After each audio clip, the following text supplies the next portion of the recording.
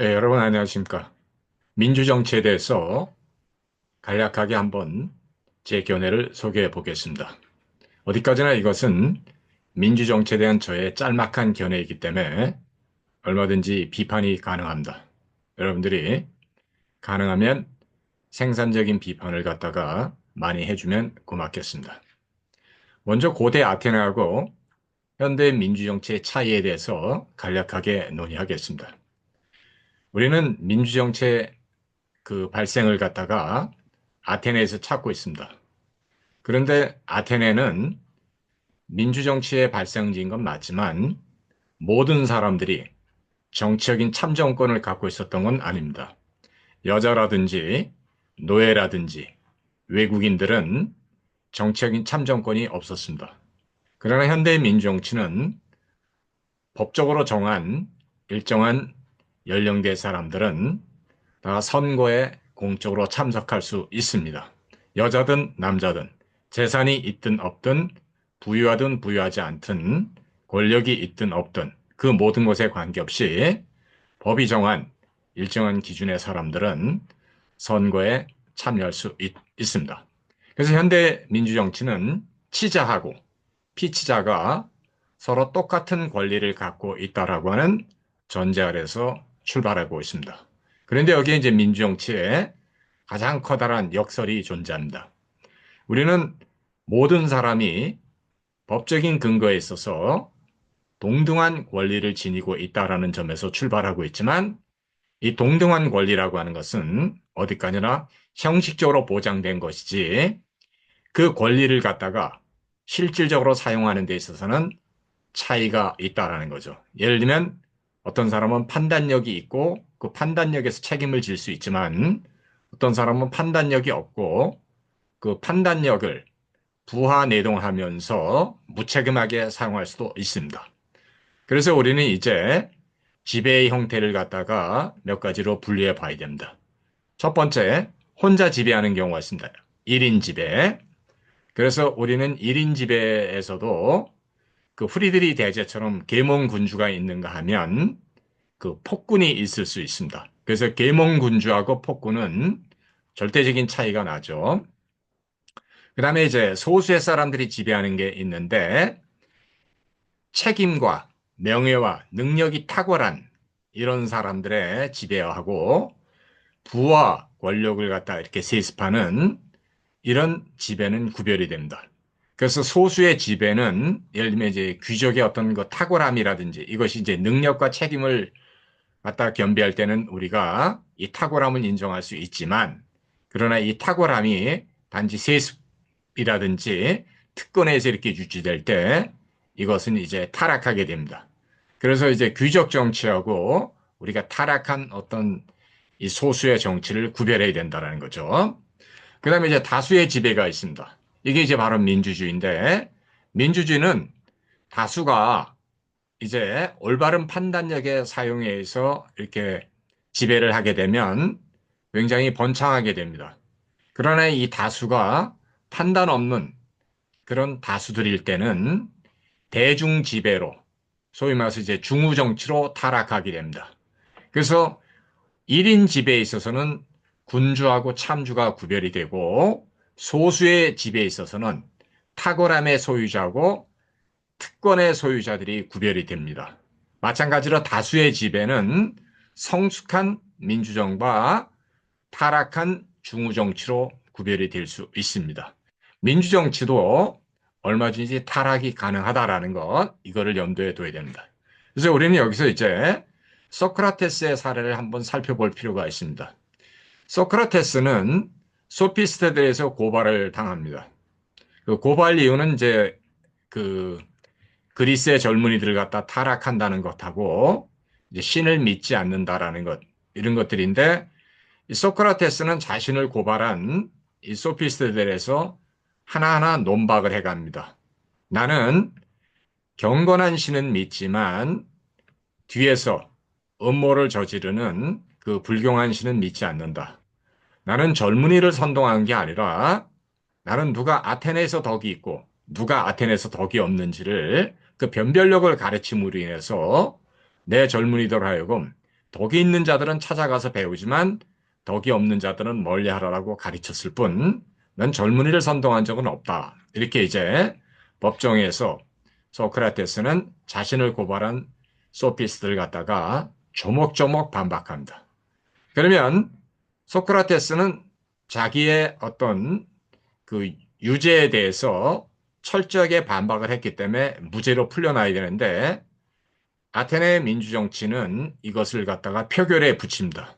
그래서 사형을 갖다가 이제 언도하는 사람들의 표가 많았기 때문에 소크라테스는 독배를 마시고 죽게 된다는 거죠. 이렇게 이제 그리스의 가장 우리가 현자라고 생각했던 소크라테스를 갖다가 이렇게 죽음으로 내몰았던 것은 사실은 민주정치의 이런 타락한 모습들이었습니다. 그렇기 때문에 플라톤은 원래 민주정치에 대해서 이렇게 반대한 것은 아니지만 이 민주정치가 지니고 있는 이 타락한 가능성을 갖다가 분노하면서 결국은 이 민주정치에 대해서 다시 한번 생각하게 됩니다.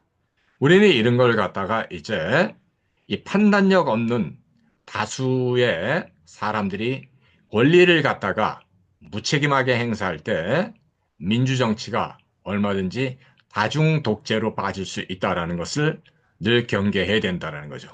그래서 민주정치에 있어서는 모든 사람들이 권리를 동등하게 지녔다라고 하는 이 형식적 보장이 그 권리를 갖다가 실질적으로 올바르게 사용한다라는 보장이 없기 때문에 민주정치도 얼마든지 타락할 수 있다라는 것, 이것을 우리는 염두에 둬야 됩니다. 그렇다면 최상의 정치가 뭐냐라고 하는, 최상의 통치가 뭐냐라고 하는 물음이 불가피합니다. 그래서 플라톤도 폴리테이아라는 저서에서 이제 정치라고 하는 것은 가장 근본적인 것을 소유한 사람들이 통치해야 되는데, 사실 이게 말이 쉬운 거지 현실 정치에 있어서는 이게 이렇게 쉽게 되는 게 아닙니다, 이게. 그래서 가장 근본적인 것, 적어도 우리가 통치 행위에 있어서 어떤 그 책임을 질 수 있다라는 것, 이것이 중요함에도 불구하고 모든 통치자들이 다 자신의 통치 행위에 있어서 책임을 지는 게 아니기 때문에 민주정치는 얼마든지 타락할 수 있다라는 거죠. 그래서 판단력이 없는 것은 다중들만 판단력이 없는 게 아니라 대표자들도 판단력이 없을 수 있다라는 거죠. 아니면 판단력을 악용하거나 판단력을 오용할 수 있다라는 거죠. 그래서 판단력에 대해서 이것을 책임과 연관 지을 때 한해서만 민주정치는 이제 성숙하게 이렇게 피어날 수 있다는 거죠. 왜냐하면 민주정치는 모두가 정치적인 권리를 행사함에 있어서 그 정치적 권리를 통해서 최상의 삶을 갖다가 가능하면 실현하려고 노력하는데, 민주정치에 있어서는 최상의 삶이 실현된다라는 보장은 어디에도 없다라는 거죠. 그러면 최상의 삶과 최악의 삶 사이에 있어서 민주정치는 항상 선택을 해야 된다는 거죠. 우리는 누가 뭐라 해도 최악은 피하고 최상을 선택을 해야 되는데, 뭐 최상이 안 된다면 차선이라도 선택해야 되고, 최악을 피할 수 없다라면 우리가 그래도 악을 덜 행사하는 쪽으로 선택을 해야 되겠죠. 어떻든 간에 최상과 최악 사이에는 여러 가지 등급의 차이가 있는데, 민주정치는 혼자서 이것을 갖다 할 수는 없습니다. 왜냐하면 권리를 사용하는 사람들과 그 권리 사용에 있어서 책임을 지는 사람들 사이에 있어서의 하나의 균형 감각이 요구되는데, 이 균형 감각, 이것은 누가 뭐라고 하래도 우리가 정치적인 권리 행사에 있어서 어떤 자기 판단에 책임을 질 때만 이게 가능하다라는 거죠.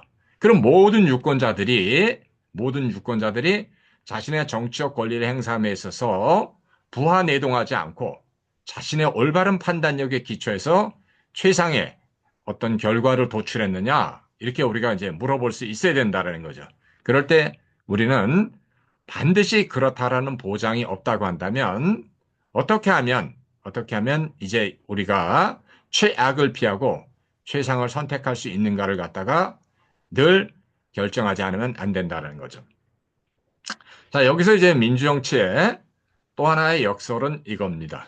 다수가 항상 옳다라는 보장도 없지만 그렇다고 해서 다수가 항상 우매한 것도 아니다라는 거죠. 그럼 성숙한 다수하고 우매한 다수 사이에 등급이 있을 수 있다라는 건데 우리는 성숙한 다수가 지배할 때는 민주정은 아주 잘 피어나지만 우매한 다수가 통치하게 되면 그 민주정은 타락하게 된다라는 거죠.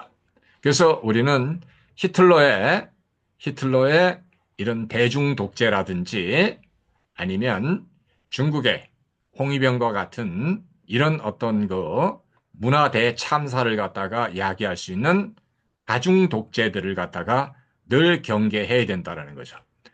그래서 우리는 여기서 민주정치를 갖다가 최상의 정치다 이렇게 얘기하기보다는 민주정치는 모든 사람들에게 정치에 참여할 수 있는 주권이 동등하게 주어졌음에도 불구하고 이 주권을 갖다가 올바르게 그리고 책임감 있게 사용하느냐 사용하지 못하느냐에 따라서 민주정의 운명이 결정될 수 있다라는 거죠. 그래서 우리는 정치적 삶은 하나의 공적인 삶이고 어느 누구도 혼자서 정치를 할 수는 없습니다. 정치는 나와 타인을 묶어줄 수 있는 공통의 어떤 질서 내지는 공통의 구속력 있는 권위를 확보해야 되는데 이것을 어떻게 우리가 마련할 수 있을까? 이것이 이제 민주정의 가장 커다란 이제 하나의 숙제입니다.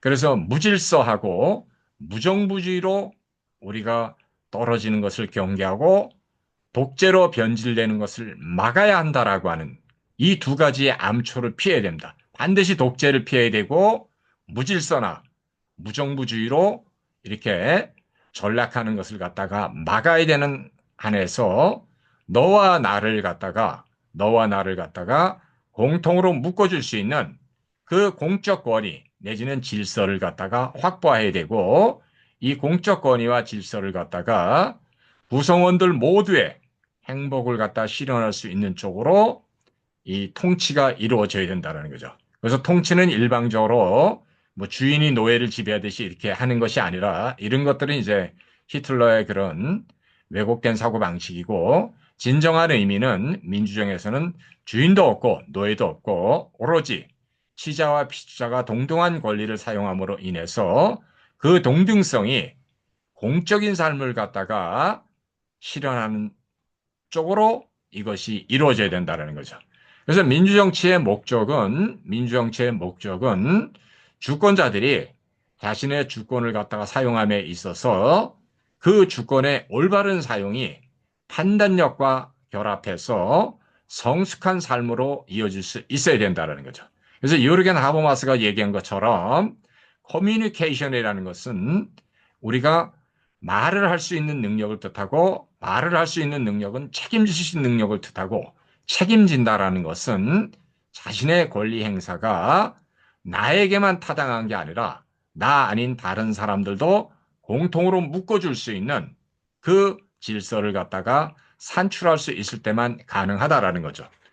말이야 쉽지만 사실 민주정치에 있어서 이런 어떤 요구에도 불구하고 현실의 민주정치는 늘 우여곡절을 겪고 있었다라는 것, 또 겪어왔다라는 것, 그리고 앞으로도 민주정치는 계속해서 위기를 갖다가 극복해야만 된다라고 하는 과제를 걸머지고 있다라는 거죠.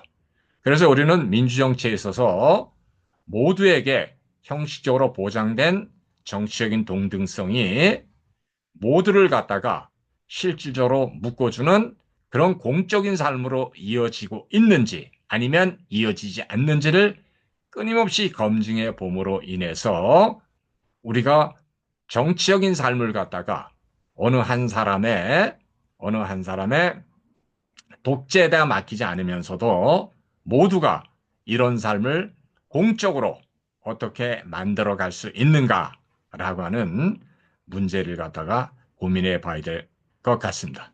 그래서 민주정치에 있어서는 권리 사용자들이 공적인 감각, 중용의 감각, 책임의 감각, 공통 감각 이런 것들을 갖다가 늘 소유하려고 노력할 때 안에서만 민주정치는 피어날 수 있다라는 거죠.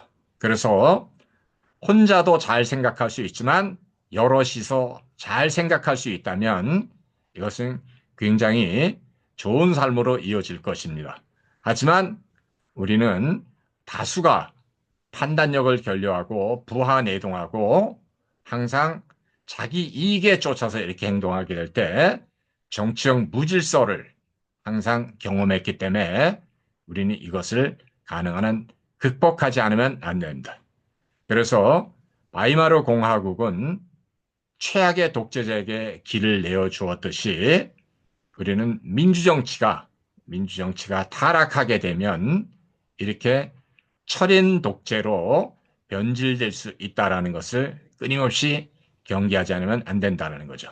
그래서 철인 통치하고 철인 독재는 하늘과 땅만큼의 차이가 있습니다. 그래서 우리는 탁월함의 소유자들이 통치하는 것하고 독재자가 통치하는 것을 항상 구별이 됩니다. 마찬가지로 민주정치도 현명한 다수가 통치하는 것과 우매한 다수가 통치하는 것을 구별해야 된다라는 거죠. 그렇다면 여기서 이제 가장 자명한 문제가 이제 제기됩니다. 우리는 권리 사용을 갖다가 항상 최상의 삶을 실현하는 방식으로 우리의 판단력을 갖다가 책임질 수 있고 공적으로 사용해야지만 민주정치는 꼽힐 수 있다라는 거죠.